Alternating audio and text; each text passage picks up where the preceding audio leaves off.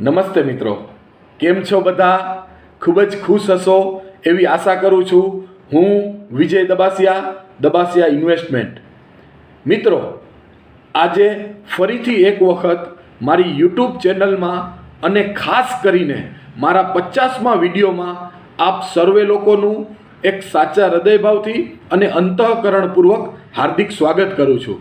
મિત્રો, તમારા સાથ સહકાર અને સપોર્ટ વિના વિડીયો બનાવવો ખૂબ જ મુશ્કેલ છે, અશક્ય છે. એટલે આજનો આ મારો વિડીયો 50મો વિડીયો એટલે કે હાફ સેન્ચુરી કરવા જઈ રહ્યો છું. ત્યારે સર્વે લોકોનું મારી ચેનલમાં દિલથી હાર્દિક સ્વાગત કરું છું અને ખૂબ ખૂબ આભાર વ્યક્ત કરું છું. મિત્રો, આજના વિડીયોમાં આપણે એક તદ્દન નવા વિષય પર ચર્ચા કરવા જઈ રહ્યા છીએ. છેલ્લા 1 થી 2 અઠવાડિયાથી આપણી આજુબાજુ અને આપણા મનમાં એક શબ્દ ગુંજી રહ્યો છે, MNC. મિત્રો, શું છે આ MNC? MNC એટલે કે મલ્ટીનેશનલ કંપની. સિમ્પલ ડેફિનેશન એટલે કે સાદી અને સરળ ભાષામાં વાત કરીએ તો MNC કંપની એ એવી કંપની કે એક કરતાં વધુ દેશોમાં સ્થાયી છે અને 1 થી વધુ દેશોમાં પોતાનો બિઝનેસ ચલાવી રહી છે.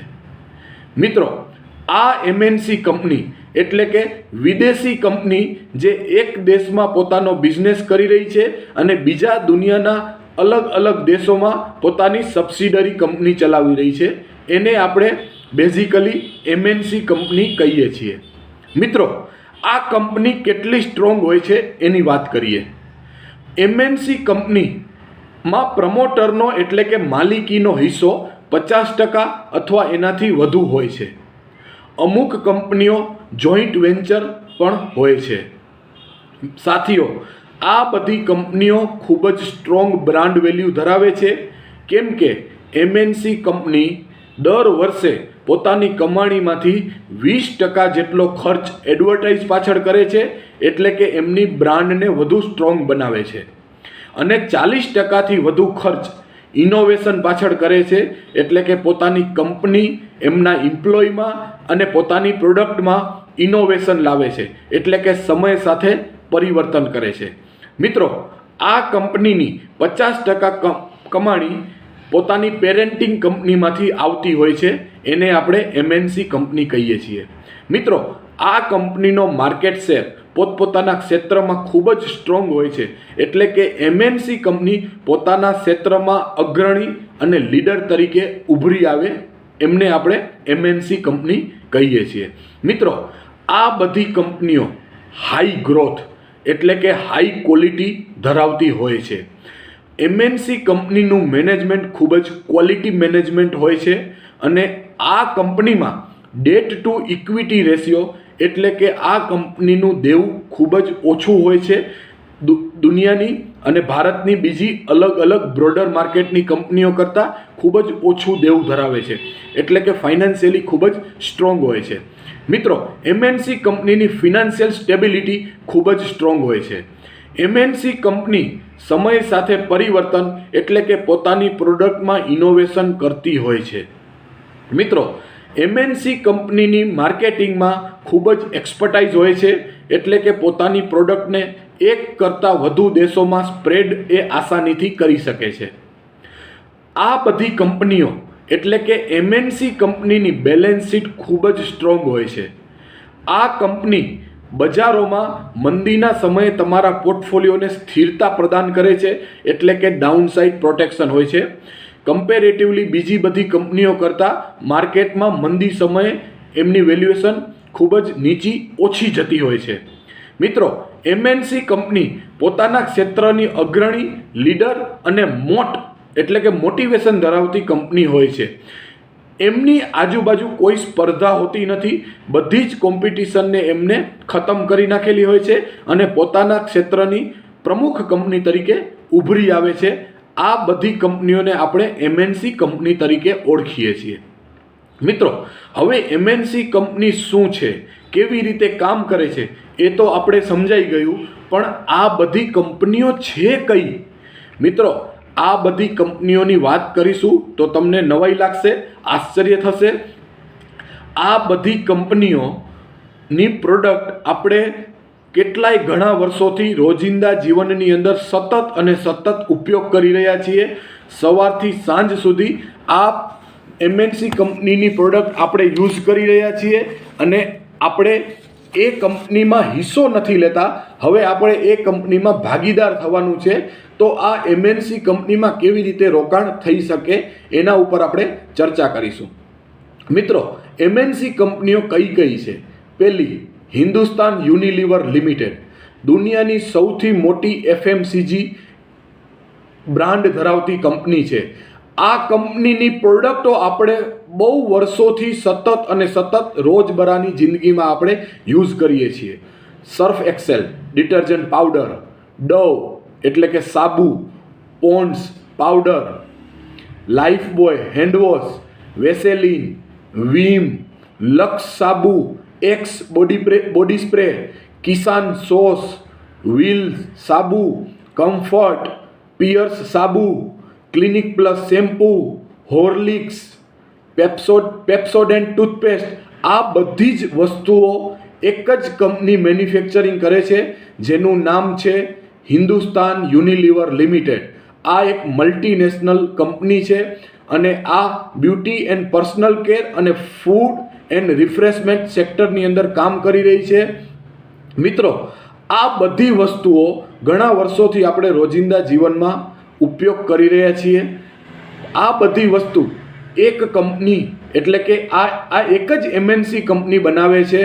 મિત્રો, HUL એટલે કે હિન્દુસ્તાન યુનિલિવર લિમિટેડ 50થી વધુ બ્રાન્ડની અલગ અલગ પ્રોડક્ટ બનાવે છે અને દુનિયાના 190થી વધુ દેશોમાં પોતાનો બિઝનેસ કરી રહી છે. તો તમે વિચાર કરો કે આ કંપની કેટલી ફિનાન્શિયલ સ્ટ્રોંગ હશે, આ કંપનીની બ્રાન્ડ વેલ્યુ કેટલી સ્ટ્રોંગ હશે, આ કંપનીની બેલેન્સ શીટ કેટલી સ્ટ્રોંગ હશે, આ કંપનીના ડેટ ટુ ઇક્વિટી રેશિયો ખૂબ જ ઓછા હશે. મિત્રો, આ ખૂબ જ સ્ટ્રોંગ કંપની છે. બ્રોડર માર્કેટ કરતાં આ કંપનીની ફિનાન્શિયલ સ્ટેબિલિટી, સ્ટ્રોંગનેસ ખૂબ જ વધારે હોય છે. એટલે આ કંપની બજારમાં મંદી સમય એટલે કે જ્યારે બજાર નીચું આવે ત્યારે આપણા પોર્ટફોલિયોની અંદર એના પ્રાઇઝીસ ખૂબ જ ઓછા નીચા જતા હોય છે. એટલે કે આપણા પોર્ટફોલિયોને ડાઉનસાઇડ પ્રોટેક્શન કરે છે. આવી જ એક બીજી કંપનીની વાત કરીએ, નેસ્લે.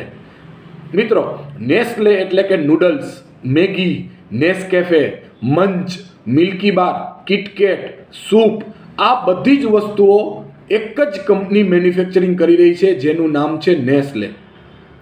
મિત્રો, આ કંપનીમાં આપણે રોકાણ નથી કરતા એ મોટી ભૂલ છે. હવે આપણે કેવી રીતના કયા માધ્યમથી આ કંપનીઓમાં રોકાણ કરવું જોઈએ એની આપણે ચર્ચા કરીશું. મિત્રો, આ નેસ્લે કંપની 200થી વધુ બ્રાન્ડની અલગ અલગ વસ્તુઓ બનાવે છે અને 188થી વધુ દેશોમાં પોતાનો બિઝનેસ એક્સપાન્ડ કરી ચૂકી છે. આ બધા દેશોમાં પોતાના કન્ઝ્યુમર એટલે કે કન્ઝપ્શન માર્કેટની અંદર પોતાની પ્રોડક્ટ સતત ને સતત વેચી રહી છે. તો આ કંપનીઓ ખૂબ જ મોટી અને ખૂબ જ સ્ટ્રોંગ કંપનીઓ હોય છે. મિત્રો, આવી ઘણી બધી કંપનીઓ ભારતની અંદર છે, દુનિયાના અલગ અલગ દેશોમાં છે. જેમ એક અલગ કંપનીની આપણે વાત કરીએ તો મારુતિ સુઝુકી, જેમનો પ્રાઇવેટ કાર એટલે કે 4 વ્હીલર સેક્ટરની અંદર 41% હિસ્સો છે.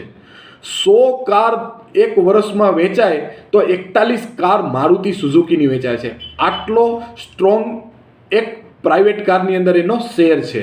મિત્રો, આવી ઘણી બધી કંપનીઓ છે, Gillette, boss, Colgate, બાટા, Sun Pharma, Dabur, siemens, Britannia, Infosys, Abbott.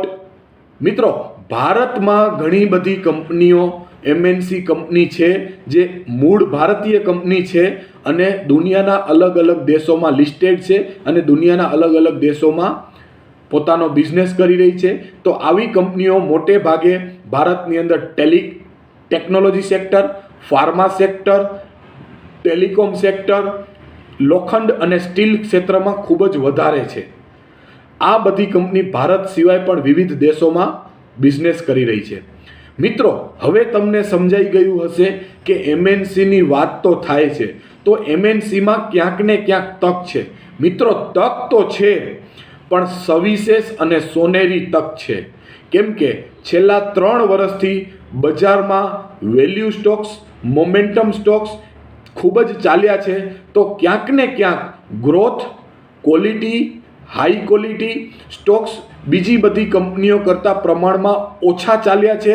તો આ બધી કંપનીઓ, quality company, MNC company, high growth કંપનીના વેલ્યુએશન અત્યારે સસ્તા છે, તો બજારમાં અત્યારે સસ્તા ભાવે મળી રહી છે. હવે સમય છે MNCનો. હાઈ ગ્રોથ, હાઈ ક્વોલિટી આ બધી કંપનીઓમાં આવનારા 3 થી 5 વર્ષની અંદર ખૂબ જ સારા વળતરો મળી શકે છે, કેમ કે આ વેલ્યુએ આ કંપનીઓએ છેલ્લા 3 વર્ષમાં અંડર પરફોર્મ કર્યું છે અને આવનારા 3 થી 5 વર્ષની અંદર ખૂબ જ સારું પ્રદર્શન કરવા જઈ રહી છે. તો મારી સર્વે લોકોને વિનંતી છે કે આ કંપનીમાં હિસ્સો લ્યો અને તમારા પોર્ટફોલિયોની અંદર MNCને જગ્યા આપો. હવે આપણે વાત કરીએ કે આ MNC ફંડ, MNC કંપનીમાં કેવી રીતે રોકાણ કરવું. તો મિત્રો, અત્યારે કોટક મ્યુચ્યુઅલ ફંડ એટલે કે કોટક MNC ફંડ NFO લઈને આવી રહ્યું છે. આ વિડીયો 7 થી 10 દિવસ વહેલો બનાવવાનું કારણ એટલા માટે છે કે લોકોને સમજવા માટે, વિચારવા માટે અને રોકાણ કરવા માટે પૂરતો સમય મળી રહે. આ NFO એટલે કે કોટક MNC ફંડ NFO 7 ઓક્ટોબરથી શરૂ થઈ રહ્યો છે અને 21 ઓક્ટોબરે આ NFO પૂરો થશે. આ NFOમાં આપણે 15 દિવસ રોકાણ કરી શકીશું અને આ NFOમાં 10 રૂપિયાની NAVથી આપણને યુનિટ એલોટ થશે. તો MNCમાં તક તો છે જ, પણ વિશેષ અને સોનેરી તક છે. તો હું 2 હાથ જોડી એક ફિનાન્શિયલ એડવાઇઝર તરીકે વિનંતી કરું છું કે મેક્સિમમ લોકો અત્યારે પોતપોતાના પૈસા FDની અંદર અને બેંકમાં ઇન્વેસ્ટમેન્ટ કર્યા છે, એ લોકોને હવે બહાર નીકળવા માટેનો સમય છે. મ્યુચ્યુઅલ ફંડનું મેદાન ખૂબ જ મોટું થઈ રહ્યું છે અને સૌથી વધુ લોકો જાગૃત થઈ રહ્યા છે અને સૌથી વધુ લોકો મ્યુચ્યુઅલ ફંડના માધ્યમથી આ બધી ઇક્વિટી કંપનીની અંદર રોકાણ કરી રહ્યા છે. તો સૌ લોકોને વિનંતી કરું છું કે આ NFOમાં ખાસ રોકાણ કરજો. તમને આવનારા 3 થી 5 વર્ષમાં ખૂબ જ આકર્ષક અને સારા વળતરો, મોંઘવારી કરતાં બીટેબલ વળતર તમને આ NFOમાં મળી રહેશે.